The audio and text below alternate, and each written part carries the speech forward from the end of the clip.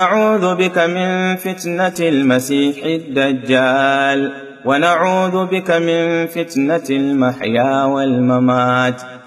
اللهم إنا نعوذ بك من الهم والحزن، ونعوذ بك من العجز والكسل، ونعوذ بك من الجبن والبخل، ونعوذ بك اللهم من غلبة الدين وقهر الرجال. اللهم إنا نعوذ برضاك من سخطك، وبمعافاتك من عقوبتك، وبك منك لا نحصي ثناء عليك، أنت كما أثنيت على نفسك. اللهم ارحمنا بالقرآن واجعله لنا إماما ونورا وهدى ورحمة.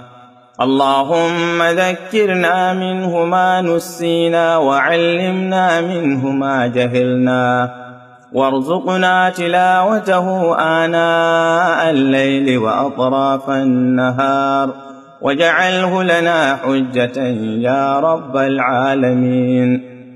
اللهم اجعل خير عمرنا آخرة، وخير عملنا خواتمة، وخير أيامنا يوم نلقاك فيه.